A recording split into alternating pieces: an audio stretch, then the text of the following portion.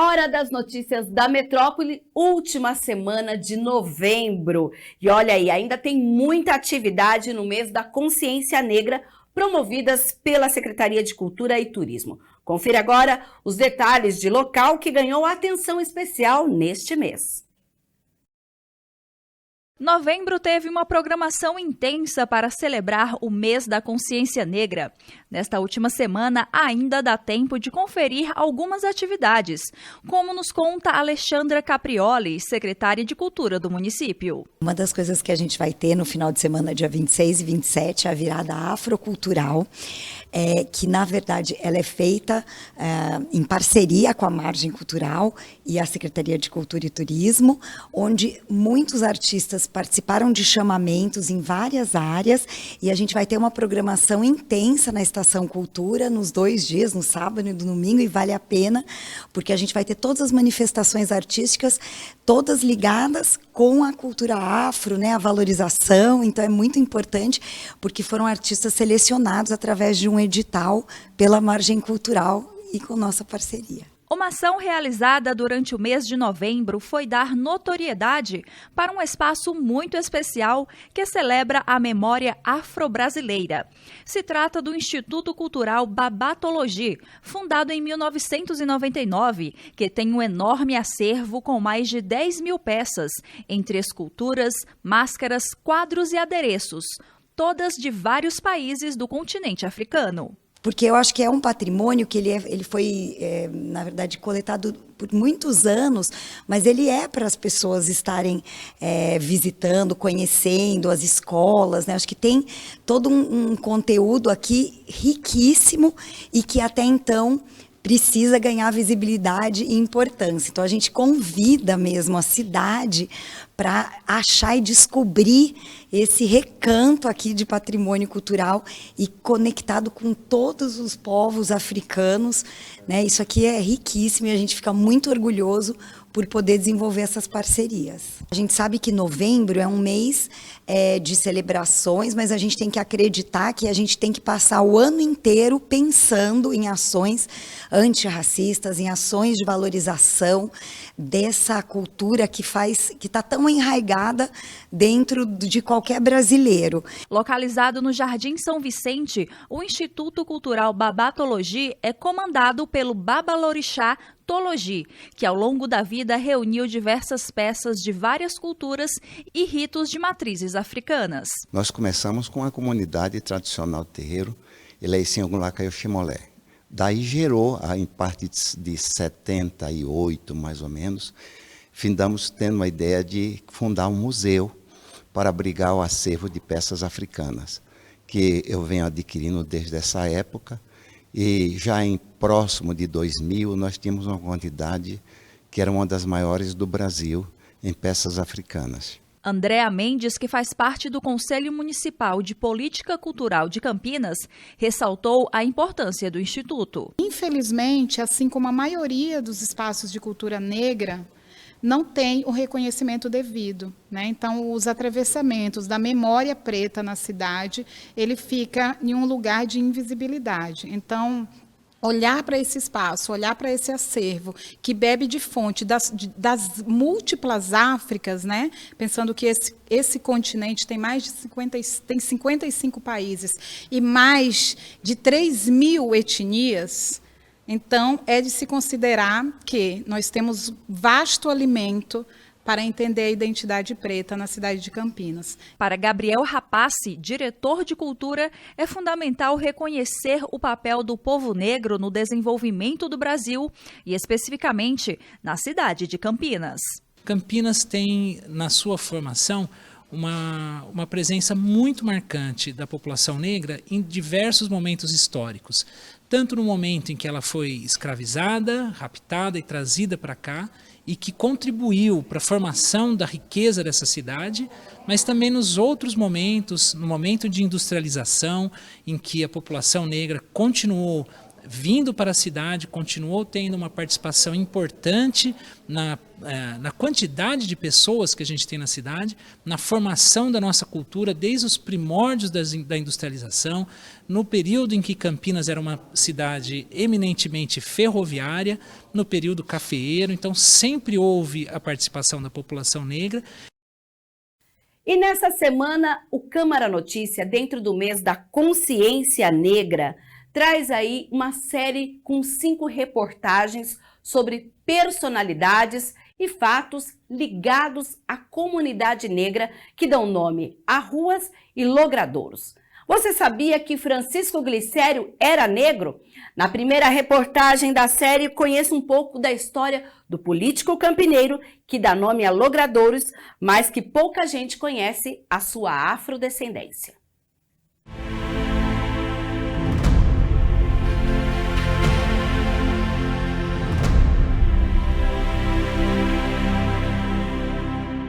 Trânsito intenso. Para quem vem ao centro de Campinas, é quase obrigatório passar por algum trecho dessa via, que tem 2,350 km. Já se chamou Rua do Rosário, mesmo nome da igreja que ficava onde hoje é o Fórum da cidade. Começa na Rua da Abolição, no bairro Ponte Preta, terminando na Avenida Barão de Itapura, no bairro Guanabara, apesar de o trânsito fluir no sentido oposto. Traz o nome de alguém que nasceu aqui e que foi uma das personalidades mais importantes da história do início da República no Brasil. Francisco Glicério Cerqueira Leite, filho da ex-escrava Maria Zelinda Conceição Cerqueira e de Antônio Benedito de Cerqueira Leite, uma das mais tradicionais e antigas famílias paulistas. É ele quem dá o nome à principal avenida que corta o centro da cidade, mas que durante a história pouco se tem registros da afrodescendência do ilustre campineiro. É o que constatou a pesquisa da doutora em urbanismo intitulada O Projeto Ruas de Histórias Negras e a Representação da Matriz Africana em Campinas, a disputa do território urbano, um estudo de caso. A antiga rua recebeu o novo nome em 1889, uma homenagem dos vereadores campineiros Dr. Salvador Leite de Camargo Penteado e Antônio Álvaro de Souza Camargo, na sessão de 25 de novembro daquele ano. Muitos nomes de personagens negros estão dados em ruas da periferia da cidade. Quanto mais afastado o bairro, mais nomes identitários tem. Ao mesmo tempo, quando esses nomes ganham as centralidades, como a maior avenida que nós temos aqui de representação, né, de manifestação, que é a Francisco Glicério, ela perde a pretitude. Nós fizemos uma pesquisa de rua, por exemplo, pesquisamos mais de 5.000 pessoas para a pesquisa, perguntando: você conheceu o Francisco Glicério? O que você imagina que ele fosse, né, e como ele era? E dava menos de 1% da pesquisa reconhecia Francisco Glicério quanto um personagem negro. A maioria das pessoas, Francisco Glicério poderia ter sido um barão, poderia ser qualquer coisa, menos um homem negro. Hoje, uma placa que fica em frente à Praça do Fórum traz a identificação da descendência de Glicério, mas o personagem ainda tem essa parte de sua história pouco conhecida. Em Campinas, uma escola estadual recebe seu nome. Na parede, uma foto do patrono, mas apenas recentemente, o fato do político brasileiro ser negro é que veio à tona na comunidade escolar. Para mim foi uma surpresa. Sou moradora de Campinas há muitos anos e logo que assumi a direção aqui da escola, como costume, eu fui pesquisar o patrono, quem foi, o que ele fez, tudo mais. E comecei a pesquisar e descobri que ele era uma personalidade ilustre da cidade e era negro. E isso foi muito interessante, eu não sabia disso. Depois nós até desenvolvemos um projeto valorizando as personalidades negras da cidade de Campinas. A escola foi o primeiro grupo escolar de Campinas, criado em 1897, período no qual a educação pública passava a assumir um lugar fundamental na estrutura da recém-criada República Brasileira. Coincidência ou não, o fundo do prédio dá de frente com o Largo São Benedito, um lugar importante para a comunidade negra da cidade. A diretora lembra que a constatação também surpreendeu os alunos, o que rendeu uma identidade visual na entrada dos 2 portões da unidade escolar. Eles ficaram muito surpresos também, se sentiram valorizados em saber que o patrono da escola que eles estudavam era uma personalidade negra. E eu acho que foi um trabalho muito bacana. Nós fizemos esse projeto aqui em 2019 e que nós trabalhamos bastante com os alunos. Se ele conseguiu, por que não vocês também não vão conseguir? Né? Então, porque às vezes mas é negro, eles mesmos, né? Eu sou negro, para mim é mais difícil, tudo mais. Então a gente sempre trabalha, não, pera um pouquinho, o nosso patrono ele era negro e olha a importância, ele dá nome à avenida principal da cidade, dá nome à nossa escola.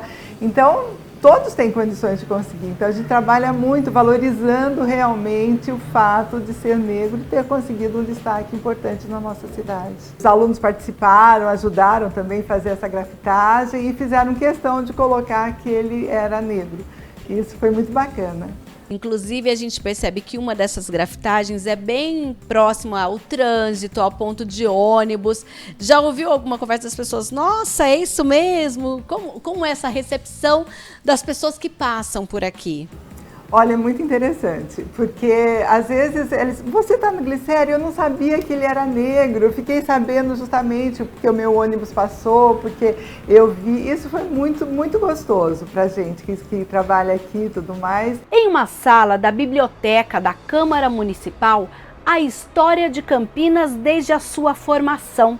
São documentos tombados como patrimônio histórico-cultural pelo CONDEPAC e que são objetos de um termo de ajustamento de conduta junto ao Ministério Público do Estado para a preservação.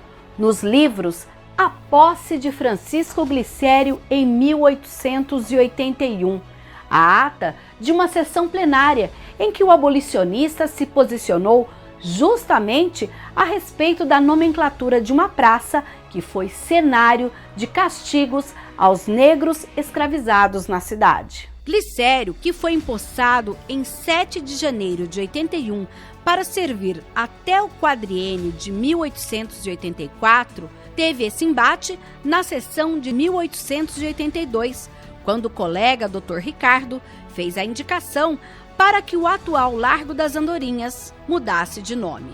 Na ocasião, o livro de ata registrou: verso da folha 65.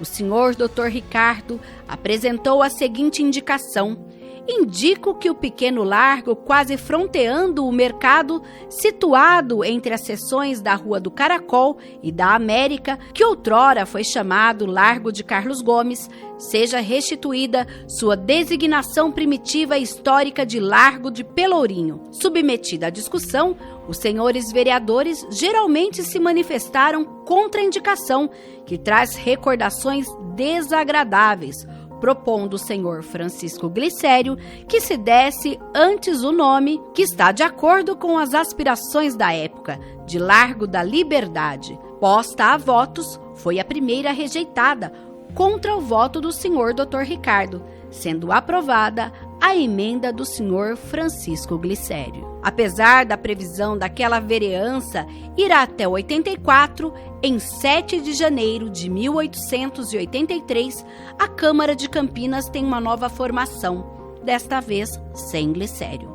Nos registros históricos, o abolicionista e republicano ganha destaque na Primeira República, que começou em 1889, com o fim do imperialismo no país. Retratos do republicano fazem parte do patrimônio do Legislativo em imagens. Se pegar uma foto de Francisco Glicério, para a gente conseguir aquela foto, que tem uma foto na sala do presidente da Câmara, Francisco Glicério sentado no Largo do Rosário engraxando sapato. Quando você vai procurar Francisco Glicério, ele tem a pele branca, barba branca, é tudo aí. Você tem que procurar lá ele de afrodescendente. Fundador do PRP, o Partido Republicano Paulista, foi ministro da Agricultura, senador, era o general das brigadas, patente concedida no governo provisório. Em 1915, a Câmara recebeu a inauguração de uma obra de óleo em tela de glicério, que já era senador, e informou em telegrama ao então prefeito Dr. Heitor Penteado que não poderia comparecer ao evento em sua homenagem, pois estava doente. Tudo documentado no livro. Na obra, um homem branco, bem diferente das fotos originais do campineiro. Quando um nome é reconhecido e posto numa área central de reconhecimento, ela passa também por um processo de embranquecimento e aí, de novo, um apagamento. Então, lutar por nossas representatividades, sejam na partir das identidades, dos personagens, dos territórios e das memórias, perpassa um constante repor de um conjunto de informações que faz com que, dentro da estrutura do racismo, ela sofra apagamento a todo momento. Francisco Glicério morreu em 1916. 5 anos depois, a Câmara Municipal construiu um monumento em sua homenagem no Cemitério da Saudade, antigo Cemitério do Fundão. História de um afrodescendente campineiro que muito contribuiu com o Brasil. Ele não escondia suas origens, ele não escondia, Carlos Gomes não escondia, os irmãos Rebouças não escondiam. Precisaria ser mais divulgado. Inclusive, quando eu fui fazer a pesquisa, eu verifiquei que em poucos lugares mencionava que ele era negro, que a mãe dele foi uma ex-escrava, tudo mais. E aí eu fui pesquisando que confirmou realmente o fato dele ser negro. E isso foi assim muito gratificante.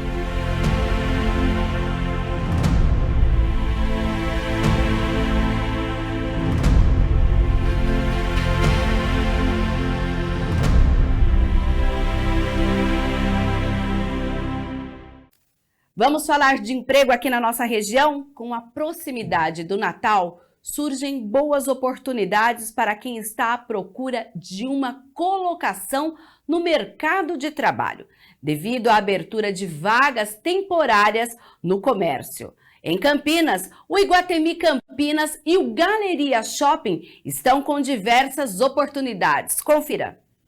Os dois shoppings devem abrir cerca de 2.000 vagas extras para o período natalino. Tanto no Galeria Shopping quanto no Iguatemi Campinas, há oportunidades para diversas funções, como vendedores, empacotadores, operadores de caixa e estoquistas. E são grandes as possibilidades de efetivação nas funções. No Iguatemi Campinas, os interessados devem entregar o currículo pessoalmente na Associação de Lojistas, localizada no 3º piso, com acesso pelo P5 da torre de estacionamento, ou acessar o site da instituição e fazer o cadastro online. Já quem quiser tentar uma vaga no Galeria Shopping deverá entregar o currículo na administração do empreendimento, localizada no 2º piso, próximo à praça de alimentação, ou enviar diretamente para o e-mail da Associação de Lojistas, associação.galeria@gmail.com. E aí vão algumas dicas para quem busca uma vaga. Preparar um bom currículo, porque é a informação que será compartilhada com o entrevistador. Boa apresentação pessoal do ponto de vista do vestuário, pois no varejo o contato humano é muito frequente, então a imagem a ser transmitida em termos de postura e vestuário será avaliada no processo seletivo. Pesquisar antes sobre a empresa que está oferecendo a oportunidade, buscar informações sobre a função e os produtos que aquela empresa vende. Isso pode ser um diferencial, porque os entrevistadores costumam fazer dinâmicas em grupo e o conhecimento prévio pode fazer com que um candidato se destaque em relação a outros. E depois de conquistar a vaga, o funcionário precisa se atentar a alguns pontos para obter bons resultados e se sair bem. Ser atencioso, ter postura e educação, se relacionar bem com outras pessoas, ter afinidade com o produto que vai vender e trabalhar, colaborar para uma boa experiência de compra, não induzir o cliente a uma compra equivocada, da qual ele se arrependerá no futuro. Compreender que atingir a meta vai ser consequência de um bom atendimento. E a Sanasa informa que fará o serviço de capeamento de redes. Para isso, será necessário interromper o fornecimento de água nesta terça-feira, das 8 da manhã às 5 da tarde, lá no Jardim Novo Campos Elíseos 3. Em outra região da cidade, a Sanasa fará o serviço de interligação de rede entre reservatórios. Para isso, será necessário interromper o fornecimento no mesmo período, no Village Campinas, Chácaras Leandro e no Vale das Garças, das 8 da manhã às 5 da tarde. A Sanasa recomenda aos moradores que façam a reserva antecipada ao período para que não falte água nessa terça-feira.